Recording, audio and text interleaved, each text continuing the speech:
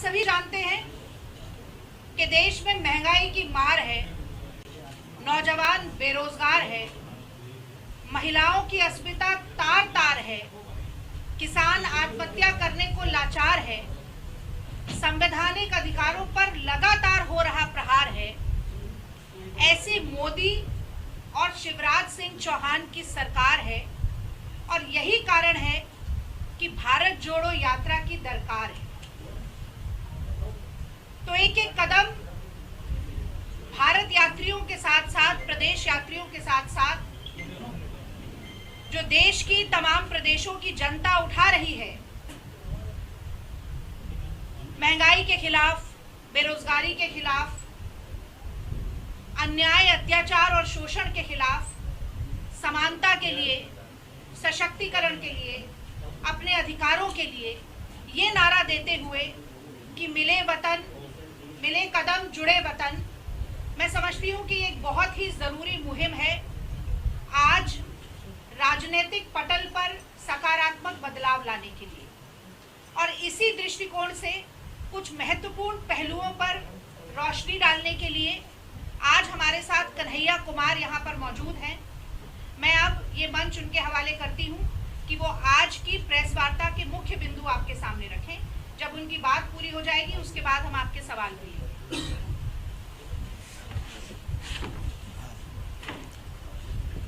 सबसे पहले तो मैं अपने सभी पत्रकार साथियों का अभिनंदन, वंदन और स्वागत करता हूं। ये अभिनंदन, वंदन और स्वागत जो है मध्य प्रदेश में आकर के सीखा हूं। आप भारत जोड़ो यात्रा के हर बैनर पे ये लिखा हुआ आप देखे होंगे और विशेष रूप से मैं आप सभी साथियों को धन्यवाद करता हूं कि आप हमारी भारत जोड़ो यात्रा को कवर कर रहे हैं। पूरी भारत जोड़ो यात्रा की तरफ से आपका शुक्रगुजार हूं, आपको धन्यवाद करता हूं। जैसा कि रागिनी जी ने बताया कि इस प्रेस वार्ता के कुछ बिंदु हैं, तो सबसे पहला बिंदु तो ये है कि आप सबके मन में भी जो है एक उत्सुकता रही होगी और हमारे मन में भी जो है यह बात थी कि जब हम दक्षिण से उत्तर की तरफ पहुंचेंगे तो इस यात्रा का स्वरूप क्या होगा, जनता इसका किस तरीके से अभिनंदन करेगी, पत्रकार साथी जो है किस तरीके से इसके बारे में रिपोर्ट करेंगे। और सबसे बड़ी बात जो एक्सपेक्टेड था कि हमारी जो मुख्य विचारधारात्मक विपक्ष है भाजपा, वो किस तरीके से इसके ऊपर हमला करेगी। और आप सब ने देखा है कि जैसे कन्याकुमारी से यात्रा चली उसी स्वरूप में, उसी उत्साह में यहाँ पर भी जो है बड़े पैमाने पे लोगों ने मध्य प्रदेश की सीमा पे हमारा स्वागत किया।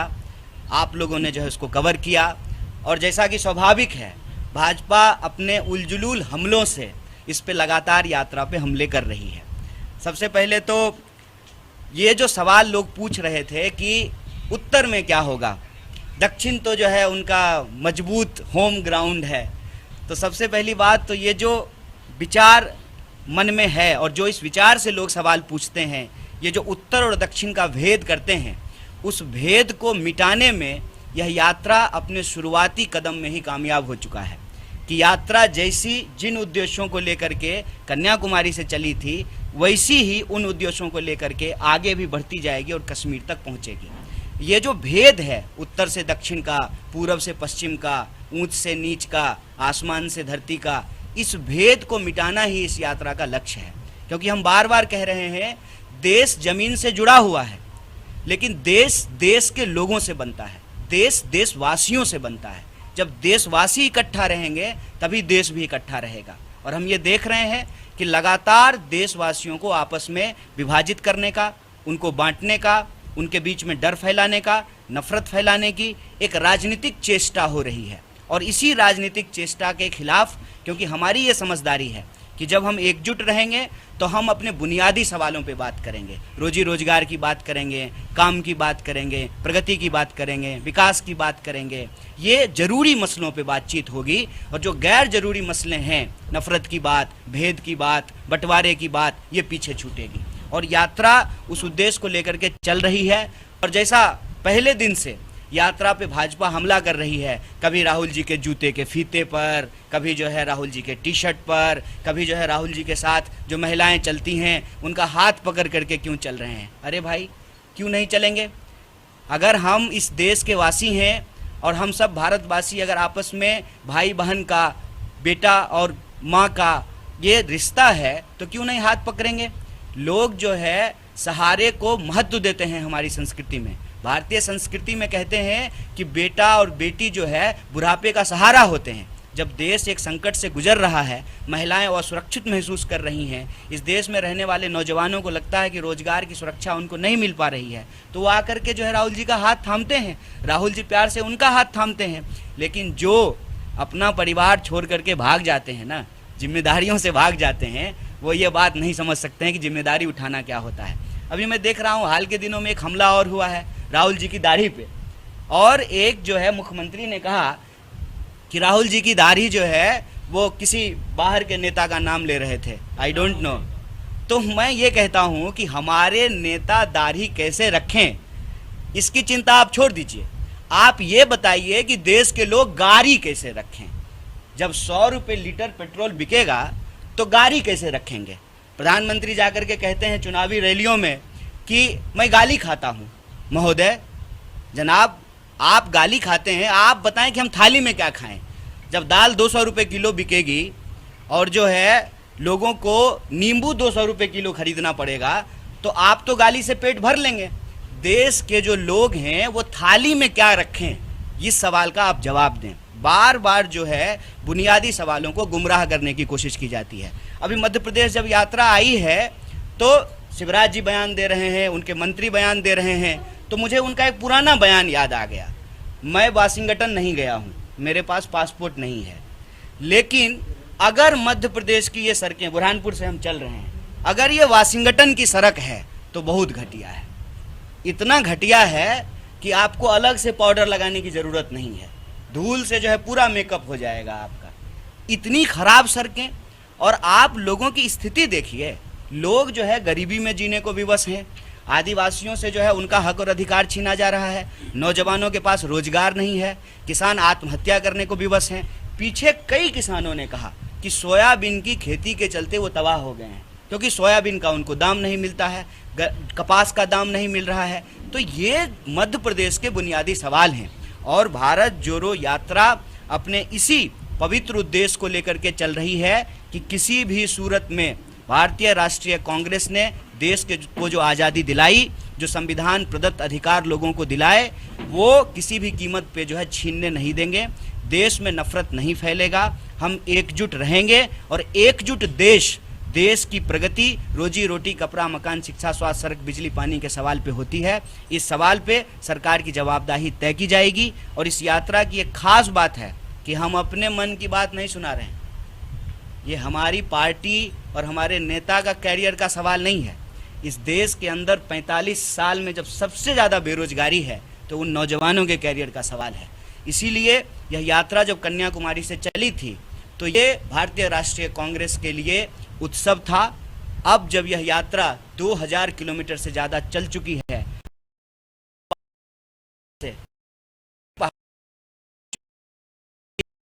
सब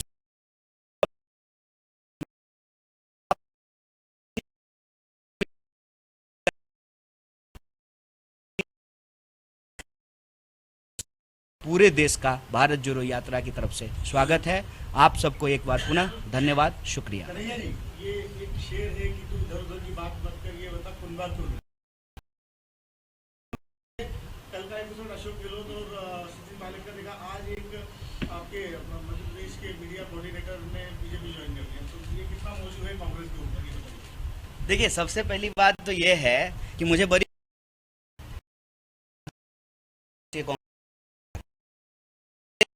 भीतर क्या हो रहा है, हमारे किचन में क्या बन रहा है, हमारा कौन नेता क्या बोल रहा है, तो यह चिंता से हम लोग बहुत प्रसन्न हैं।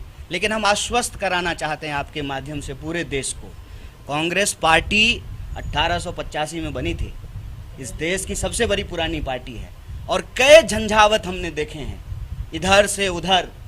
और जहाँ तक आप टूट और बिखराव की बात करते हैं, कई तो कांग्रेस से निकले हुए लोग मुख्यमंत्री बन के घूम रहे हैं। भाजपा के मंत्रिमंडल को देखेंगे तो कई प्रमुख मंत्री बने हुए हैं, जो जब तक कांग्रेस में थे तो भाजपा उनको परिवारवादी कहती थी, भ्रष्टाचारी कहती थी। अब वो जो है मुख्यमंत्री बने हुए हैं, वहाँ जो है मंत्री बने हुए हैं। तो कांग्रेस पार्टी के लिए कोई नई बात नहीं है। जब परिवार डेमोक्रेटिक होता है ना, तो हर सदस्य को बोलने का अधिकार होता है। जब परिवार एटोक्रेटिक होता है ना, तो लोग डर से जाकर के आत्महत्या कर लेते हैं। हमारा इंटरनल मैटर है, हमारे सीनियर लीडर यहाँ मौजूद हैं, पूरा जो है नया जो है अध्यक्ष चुने गए हैं। कुछ दिन में जो है CWC का भी चुनाव होगा, CWC का गठन होगा। हम अपने इंटरनल मैटर को संभाल लेंगे। आपने चिंता जाहिर की, देश की क्यूरियोसिटी है, इसके लिए हम अपनी पार्टी की तरफ से, भारतीय राष्ट्रीय कांग्रेस की तरफ से आप सबका शुक्रिया अदा करते हैं।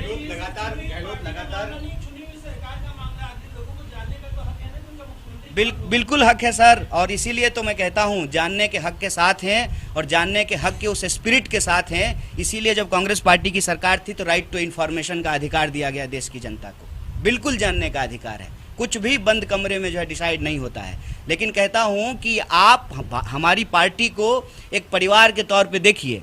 भेद विभेद होते हैं, बहस होता है, आप लेकिन हमारे एक्सपीरियंस पे भी भरोसा रखिए कि इतने साल से देश को चलाए हैं तो अपनी पार्टी भी चला रहे हैं। जहाँ तक विभेद का सवाल है, हम नौजवानों में एक बात होती है कि हमको जो है कई बार समस्याओं को देख करके लगता है कि इसका कोई निराकरण नहीं होगा।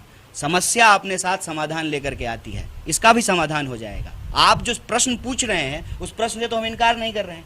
हम ये नहीं कह रहे हैं कि जो है कोई मतांतर नहीं है, मतांतर को भी स्वीकार कर रहे हैं। और मैं ये भी कह रहा हूं कि वॉइस ऑफ डिसेंट होना ये डेमोक्रेटिक है। हम प्राउड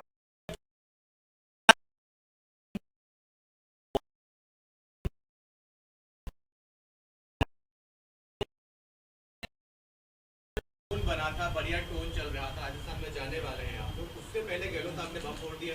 नहीं, देखिए ये सब मैं आपसे आग्रह करूंगा कि ये सब भाषा का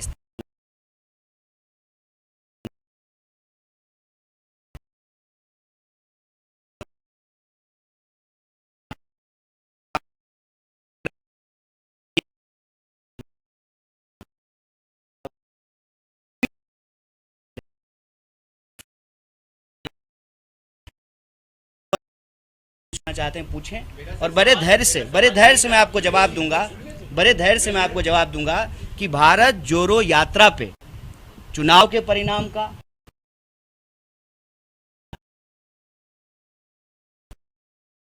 कहा था और हमारे साथियों ने कहा था कि दक्षिण से यात्रा को उत्तर आने दीजिए, सारी उत्सुकता समाप्त हो जाएगी। लोग यही कह रहे थे ना जब हम लोग केरल में चल रहे थे कि आप तो केरल में हैं, देखेंगे मध्य प्रदेश में क्या होगा। मध्य प्रदेश में भी लोग आ रहे हैं, अपनी बात आ रहे हैं। तो हम ये कह रहे हैं कि वैसे ही राजस्थान में भी यात्रा चलेगी, क्योंकि ये यात्रा जो है, जो मैं कह रहा हूँ, पहले भारतीय राष्ट्रीय कांग्रेस के लिए उत्सव था, अब ये देश के लिए महोत्सव बन चुका है। इसमें उस तरह के लोग शामिल होते हैं जिनका राजनीति से कोई लेना देना नहीं है, बस उनको देश की चिंता है। समाज में जिस तरह से नफरत फैल रहा है उसकी चिंता है। इसीलिए मैं आप सबसे आग्रह करता हूं कि इस यात्रा को चुनाव के साथ, पार्टी के किसी विवाद के साथ सिर्फ वहां तक सीमित मत कीजिए। इस यात्रा का एक पवित्र उद्देश्य है। मैं आपसे आग्रह कर रहा हूं कि उसकी पवित्रता, उसकी सेंटिटी को मेंटेन करके रखिए। और यह जो प्रेस वार्ता है वो आप जब पूछ रहे हैं भारत जोड़ो यात्रा को लेकर के है, तो मैं आपके सारे संशय को दूर करता हूं कि किसी भी विवाद का इस यात्रा पे कोई असर नहीं होगा, क्योंकि यह यात्रा देश की जनता के लिए महोत्सव बन चुका है। इसमें लोग शामिल होंगे, और मैं आपको बता दूं कि लोगों के शामिल होने की जो यह सहजता है, यह जो स्वीकार्यता है, यही नेताओं को भी विवश करता है कि वो इसमें शामिल होते हैं। आप वामपंथी विचारधारा से कांग्रेस विचारधारा में आए, दोनों में से कौन सी विचारधारा को श्रेष्ठ मानते हैं? दोनों विचारधारा जो है, आप अगर विचारधारात्मक प्रश्न करेंगे तो अंतर विरोधी नहीं है। मैं आपको बता दूं, वैसे इन प्रश्न का जवाब देने का कोई मतलब नहीं है, क्योंकि ये भारत जोड़ो यात्रा का प्रेस कॉन्फ्रेंस है। अगर आप मेरे व्यक्तिगत जीवन के बारे में जानना चाहते तो हम लोग चाय पे चर्चा कर लेंगे। लेकिन मैं एक बात बता देता हूँ आपको, मैं इनके प्रश्न का तो मैं आपको बता दूं कि मैं पहले भी नेहरू जी के ही संगठन से जुड़ा हुआ था और आज भी जो है नेहरू जी की पार्टी से ही जुड़ा हुआ हूं। यह विभेद जिनको नजर आता है, मैं समझता हूं उनके नजर और नजरिए का दोष है। कन्हैया जी, एक कर्नल है इंडियन आर्मी के, उन्होंने अशोक कुमार सिंह उन्होंने ट्वीट किया, मैं पढ़ के आपको बता दूं ताकि नहीं आप प्रश्न पूछ लीजिए। बहुत लोग बहुत कुछ ट्वीट करते हैं। नगमा जी ने उनके ट्वीट को सही कहा, उन्होंने ऋचा चड्ढा ने जो आर्मी के ये इससे कोई लेना देना नहीं है यार, इससे कुछ लेना देना नहीं है। सही जवाब सवाल पूछेगा। आपने सड़क की बात की, जो शासन था जब उस समय ऐसा बोला जाता था कि ऐसे ही जहाँ नींद खुल जाए समझ लो मध्य प्रदेश की सड़कें आ गई। देखिए, एक बात मैं आपको बताता हूँ कि कल प्रधानमंत्री जी भाषण दे रहे थे और उन्होंने कहा कि कांग्रेस ने गुजरात को बर्बाद कर दिया। 27 साल से गुजरात में बीजेपी की सरकार है। मध्य प्रदेश में भी तो यही स्थिति है। आप भी जो है अभी दिग्विजय सिंह जी को याद कर रहे हैं, लगातार सरकार है और जितने वादे वो हर बार सेम घोषणा पत्र जो है ईयर बदल करके आपके सामने दे देते हैं। साहब, आपसे आग्रह करते हैं कि आज समय है सत्ता के आंख में आंख डाल करके प्रश्न करने का। इसका खतरा है कि आपके घर पे भी इनकम टैक्स आ सकता है, ईडी आ सकती है, आपके मालिक जो है जेल जा सकते हैं, लेकिन ये समय उससे सवाल पूछने का है। अगर हम यही कोना कोना कौन कोना खेलते रहेंगे तो सही सवाल पे तो कभी पहुंच नहीं पाएंगे। अगर कांग्रेस के